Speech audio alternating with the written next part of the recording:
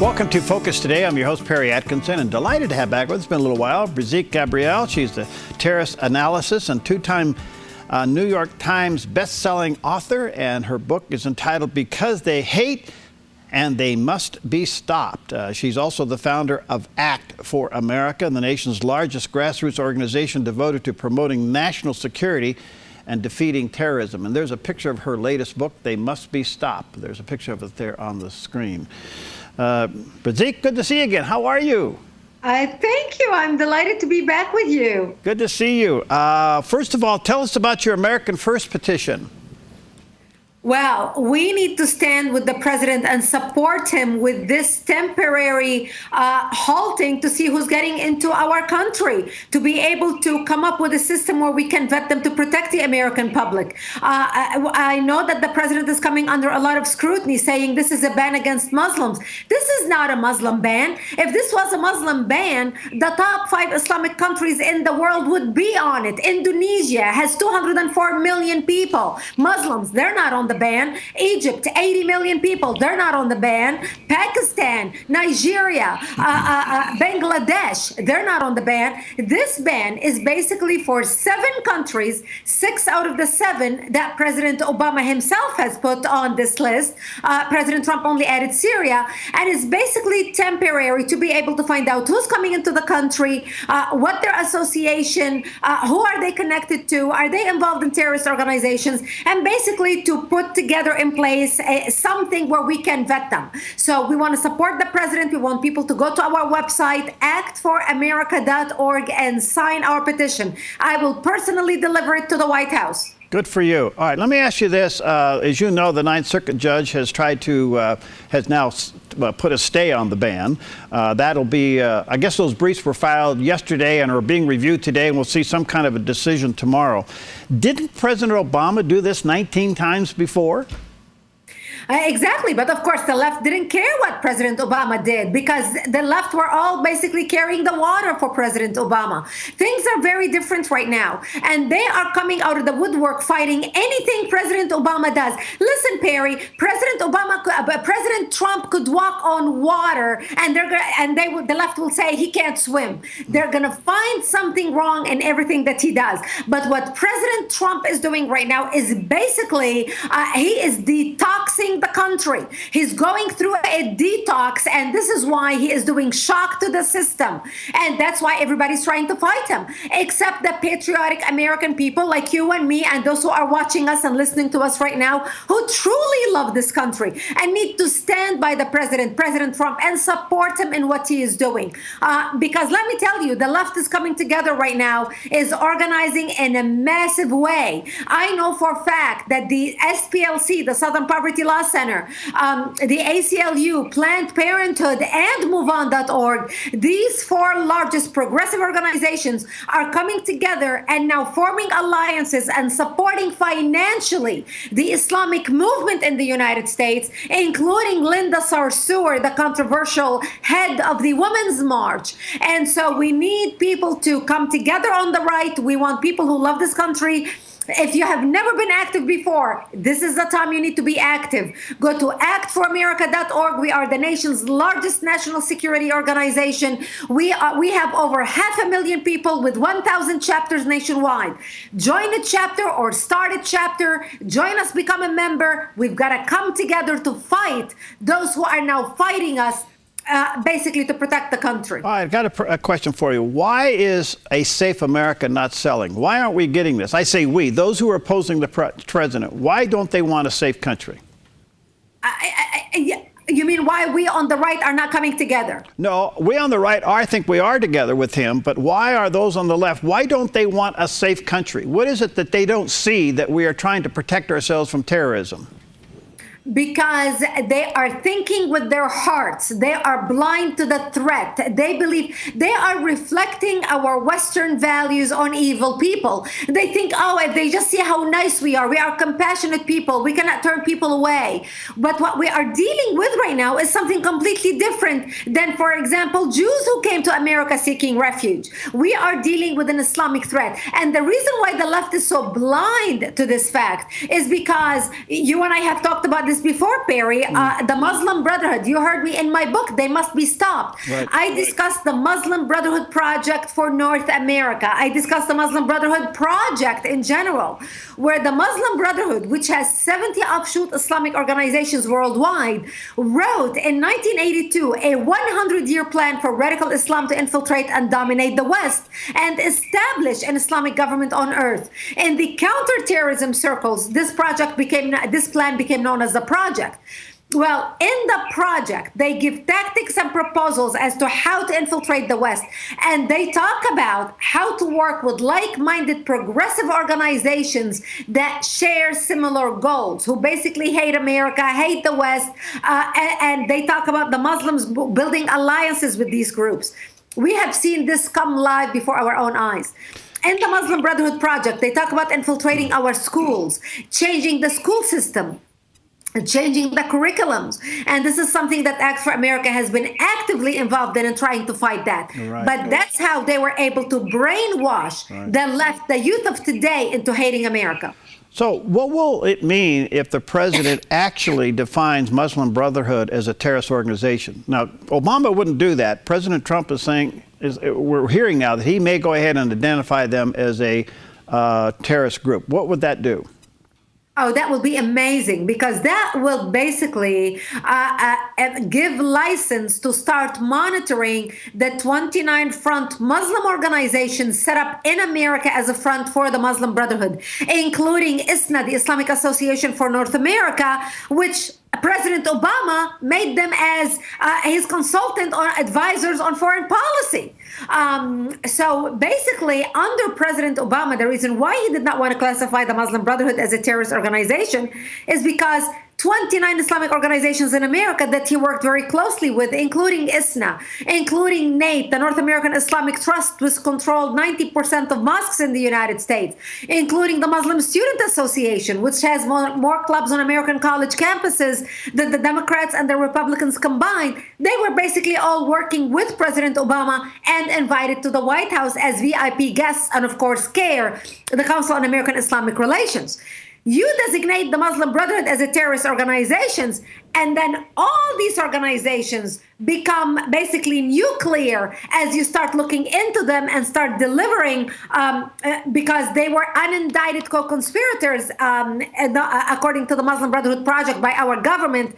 Then we can go ahead and indict them. Then they will no longer have access to training and doing sensitivity training, to the FBI, to our counterterrorism force, at the Pentagon, etc. So it's a very important step. And Act for America is leading the charge in working with members of Congress to classify and make the Muslim Brotherhood a terrorist organization. Brigitte, as you know, when President Trump was campaigning, he talked about everything that he's doing now. He talked about it forcefully, the wall. He talked about vetting. He's calling it extreme vetting.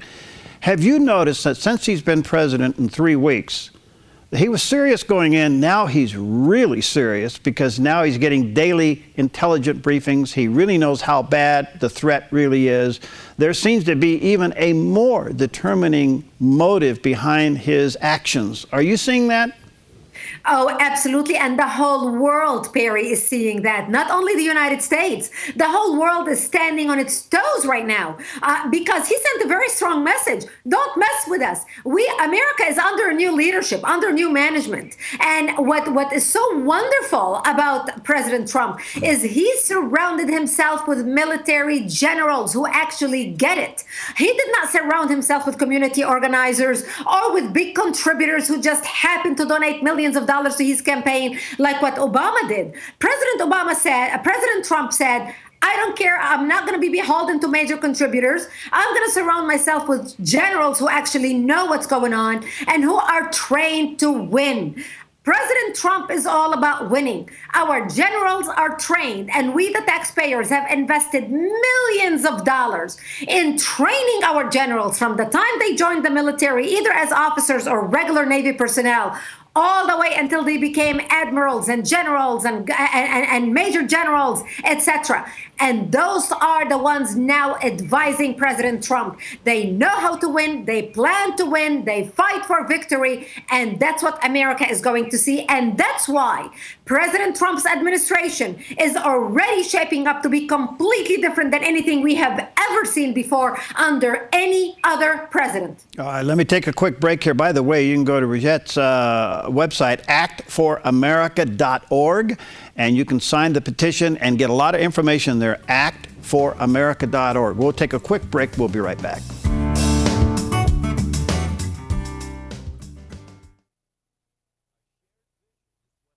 I'm Paulina Leiser, producer of Focus Today.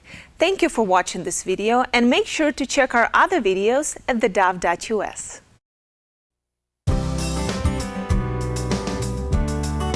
Welcome back to Focus Today, and delighted to have with us Brigitte Gabriel. She is a terrorist analyst expert, and she has been a New York Times best-selling author, Because They Hate Us, and her latest book, They Must Be Stopped. And there's a picture of it there on the screen.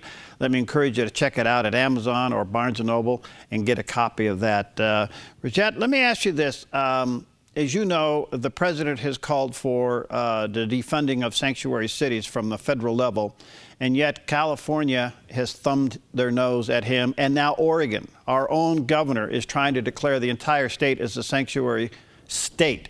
What does this mean if they're not going to adhere to the president's executive order? It means we're looking at a very dangerous time for our country, because we are looking at the government defunding these programs. And looking at California, for example, which is a huge state, it's bigger than other countries. Right. And considering what it contributes to the American economy, California is already bankrupt. California already cannot operate on its own. It's already depending on government help. So when the government's going to cut off that help, that translates into billions of dollars not coming to California, which will translate into riots in the streets funded by George Soros, who's already funding a revolution against President Trump. So when you take two leftists who are unemployed on the street, paid for by the likes of Soros, going up against our government, that's going to translate into uneasy time within our own country. But this showdown has to happen in order for us to protect the country. There is no way to avoiding it. Basically, this showdown began back, a couple decades ago, but everybody ignored it. It began in the 90s, but the government stepped in. Everybody was helping California. Everybody was helping these leftist failed policies. And now, finally, the chickens are coming home to roost. And it's going to be a very uneasy time for the country. It's interesting because during this whole uproar of his travel ban, 109 were detained, 860 plus were let in. I mean, hey, that's pretty fair, don't you think? Oh, my goodness. I mean, listen, we have 1 million people average daily that come into the United States. That day when the ban went in, 325,000 people were let in. Only 109 were questioned, and only a dozen were basically detained only for a certain time before they were actually, everybody got involved. So, I mean, when you look at it in the big scheme of things, it is nothing. And by the way, those refugees and those people coming into the country basically are decided upon by the United Nations. Since that ban, actually between Sunday and today, between when the executive order was signed and today, over 950 people entered the country already. Between Sunday and today, when that judge challenged the order, 100 Syrians came into the country in the last 48 hours. Can you imagine the United Nations scrambling to shove these Syrians into the United States?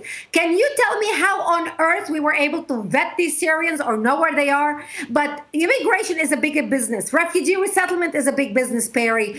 We actually did a video about that and posted it on the Act for America website. It is also posted on our Brigitte Gabriel website, a Facebook page. So I encourage people to really take the time time and watch that video about refugee resettlement, how refugees come into the United States, who funds them, and the organizations that are settling them within America. Okay, I wanted to go there on the refugee settlements. I mean, that is another issue that's beginning to really mushroom. These people will not assimilate into our country. They have no intention to do so. What are we going to do about this? Well, that's why we are fighting them. They are actually, Act for America now has two bills, one in Congress and one parallel bill in the Senate. And we're actually working with Congressman Babin from Texas. I was speaking with him last night. We already gathered 95 co-sponsors for that bill, and that bill will defund the refugee resettlement until we can vet them. And so we want those bills to pass. And for more information, the bill is on our website with details, the number of the bill, the statement of the bill, who are the co-sponsors. Please go check it out, because if your elected official is not a co-sponsor on that bill, we want to make sure you can give them a call, and we provide you, when you enter your zip code, with your elected official's name and phone number, especially if they're not co-sponsors yet, to be able to go sponsor it. Go to actforamerica.org and click under Get Involved. You'll have contact to Congress and also all the bills. But this is what it's going to take. It's going to take the American public squeaking and squeaking loud. And you know what they say, Perry? Yeah. Squeaky wheel gets the oil. Yeah. So we want you all to squeak as loud as you can to make sure we pass these bills. No question about that.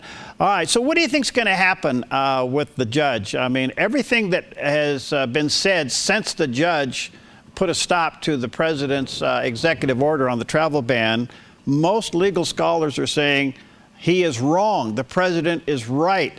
But how do we overturn a judge? Have you figured that out yet?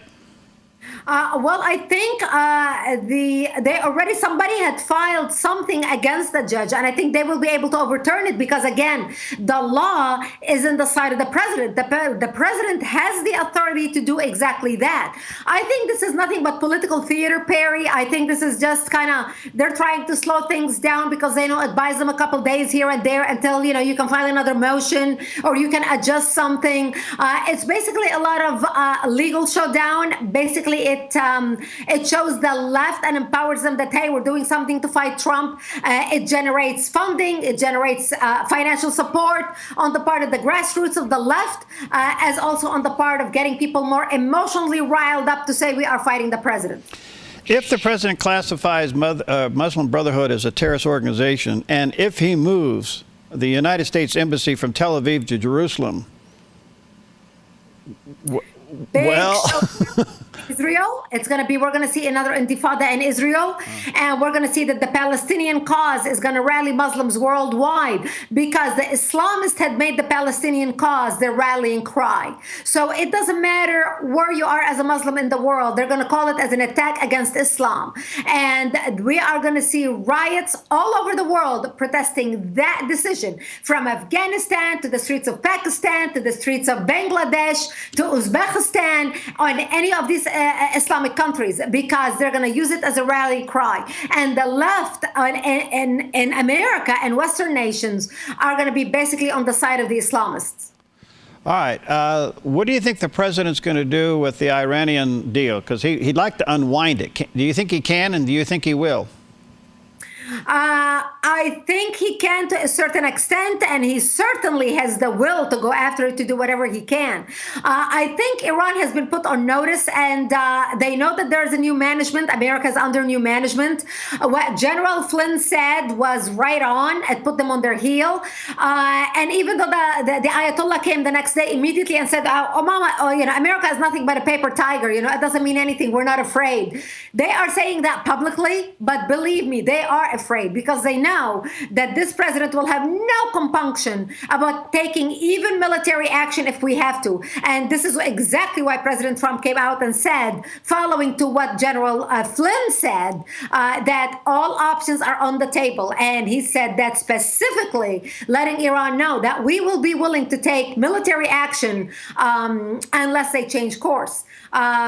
We'll see. Unfortunately, the money that Obama released already under his administration, the $100 billion, billion has already been released. So we're not going to be able to get that back, but we're going to be able to start putting some sanctions in place. And I'm sure the experts who have much better brain than I do and expertise in that area will be able to know what they can do to hurt Iran and start tightening the screws on Iran. Unfortunately, we're going to have to do twice as hard work as we had already did, because we already had Iran in the palm of our hand when President Obama literally unleashed the screws and let Iran go.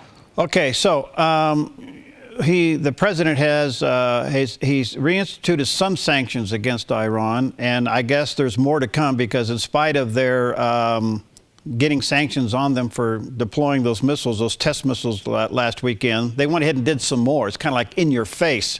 Why don't we just stop everything? Why are we sending our enemies any money that they want to build a bomb to kill us? Well, we are trying, and he is certainly trying. And this is why he is passing legislation to basically punish any American companies or anybody supporting or doing business with Iran. So he already started that process. Unfortunately, Perry, as you well know, I mean, you have been doing this for years as I am. When it comes to Washington, D.C., if you are familiar with anything that has to do with our bureaucracy, it doesn't take, it takes more than the snap of a finger. We are a huge bureaucracy. It takes a lot of proper process to do things. I mean, look, even with his executive order, even though he is the president, even though the law is on his side, it took a judge just out of a fluke to say, I'm going to issue a restricting order and stop you. And he was able to do that before the lawyers now go back, take the time to prove that it is within the rights of the president to do that. So everything takes time. And even basically the 3 months that President Obama did, the ban, you need more than 120 days to be able to do the proper steps to start vetting them.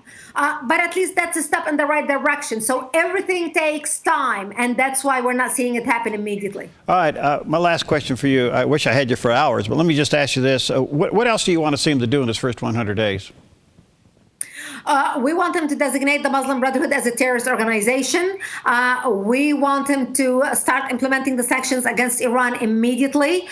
We want him to stop funding the United Nations and basically put the United Nations on notice. The United Nations gets 26% of its funding from your pocket and my pocket and the pockets of American citizens who are watching us right now. I don't want my money going to them. We want them also to cut funding and grants to all Islamic organizations and leftist organizations who are basically working against us and against protecting the country. Believe it or not, CARE and ISNA and the left are receiving funding from the American government. I don't want my money going to them. I'm sure you don't want your money going to them. So we want that to stop as well. So we have a lot on our plates that we are already working with the Trump administration, a lot of proposals, a lot of legislation that we are presenting and proposing. We as Act for America, the largest national security organization, and we would like all those to pass. And for more information, people can go to our website, Act for America. Spend some time on our website. We already list the proposals of the legislation that we are proposing to the White House and to members of Congress. We have a list of high priority legislation on the website, the name of the bill, the sponsors. We want you to take a look at it, and we need your support in every way. Stand with us, become a member, join us. We are 500,000 people strong, but we want more people. Our goal is to have 1 million members by the end of 2017. We are the NRA of national security. Go to our website and stand with us prayerfully, financially, and as a member in every way you can. All right, that's actforamerica.org, actforamerica.org. Brigitte, thank you. Good to see you. I don't know what kind of coffee you have in the morning, but I want some of it. Thank you very much. I have 12 media interviews today, and you are number 4. So thank you so much. Good to see you. God bless you. Talk to you soon. God bless you. Thank you. Okay, we'll be right back.